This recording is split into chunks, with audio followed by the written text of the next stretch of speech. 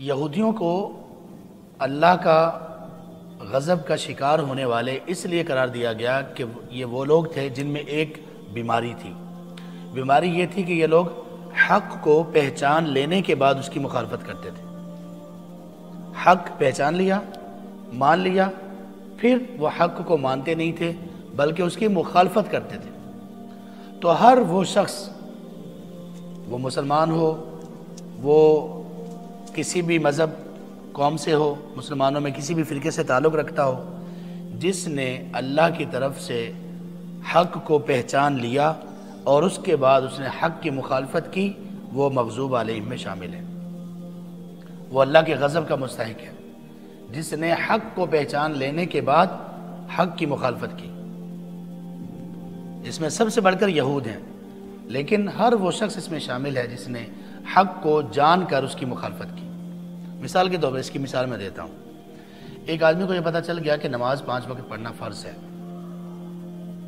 لیکن وہ اس کے باوجود نماز پڑھتا ہی نہیں ہے بلکہ مخالفت کرتا ہے۔ اللہ بخشنے والے ہیں، اللہ معاف کرنے والے ہیں، میں نے اپنی نماز پڑھنی ہے، تم پڑھو، مجھے گناہگار نہ کرو۔ تو نماز سے جان چھڑانے کے لیے وہ اس طرح کی باتیں کرتے ہیں، مخالفت۔ ایک یہ ہے نا کہ بندہ کہتا ہے کہ میں نے نماز پڑھنی ہے، میں پڑھوں گا، مجھ سے کوتاہی ہوتی ہے، یہ بھی گناہگار ہے۔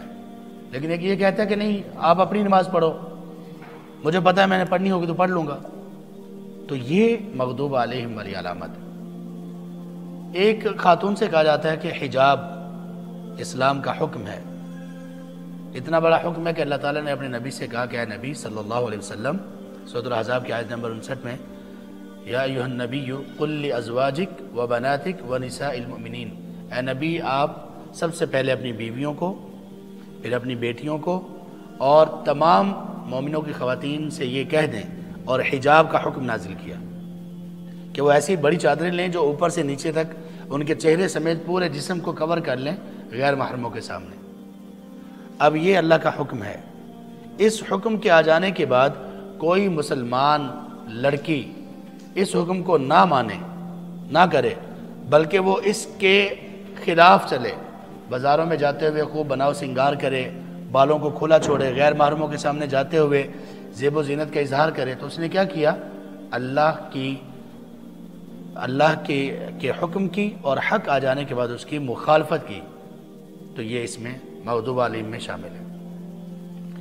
کسی سے ہم نے یہ کہا کہ بھائی آپ بینک میں جاب کرتے ہیں، آپ کو معلوم ہے کہ سود کا کام ہے اور وہاں پر جاب کرنا حرام ہے، کہتا مجھے پتہ ہے، بتانے کی ضرورت نہیں آپ کو، لگا رہتا ہے۔ تو حق کو جان لینے کے بعد کہ سود حرام ہے، سود میں ہر طرح کی شرکت حرام ہے، پھر بھی وہ اگر کرے تو یہ بندہ اللہ کے غضب اور غصے کا مستحق ہے۔